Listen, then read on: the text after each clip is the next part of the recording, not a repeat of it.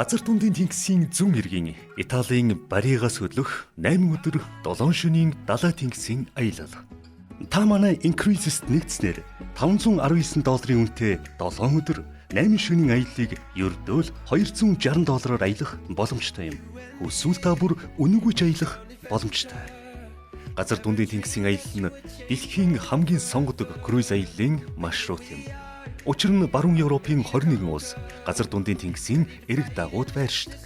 Тэд бүгд эртний түүхт хотуудтай. Хотууд нь үзэж харах маш олон гайхамшигт түүхэн дурсгалт үзмэртэй. Венец, Стокгольм, Барселон, Ром гэх мэт. Газар дундын тэнгисийн аяллыг эхлүүлэх хамгийн алдартай бомб хот бол Италийн Бари хот.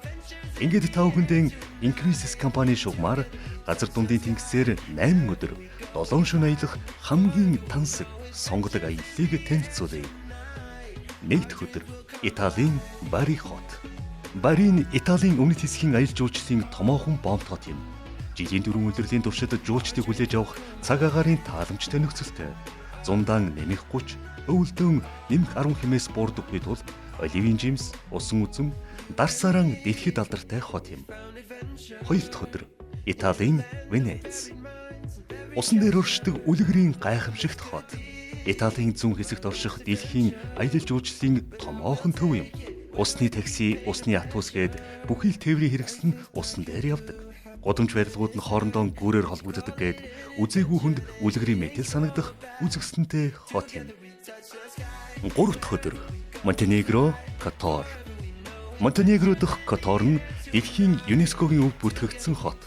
Энэ хот нь асар олон тооны сүмхий, цайз хэрмэн хантай гэдгээр алдартай. Далайн эргийн буланд байршдаг учраас эртний далайчид далай шуургаас зүгтэж усан онгоцоо энэ буланд нуудаг байсан эртний түүхтэй хот юм.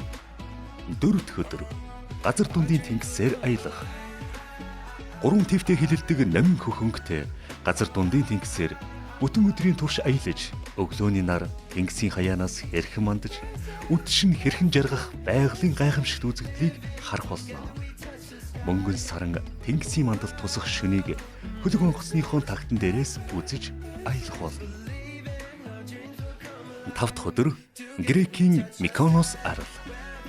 Миконос бол Грекийн хамгийн алдартай, хамгийн тансаг, хамгийн үнэтэй тооцогддог амралтын арал юм.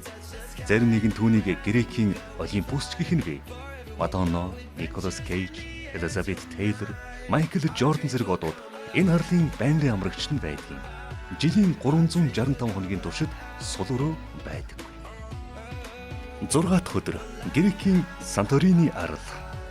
Тира галт төлөлийн дэлбэрэлтийн улмаас үүссэн 3500 гаруй жилийн настай чулуулаг арал.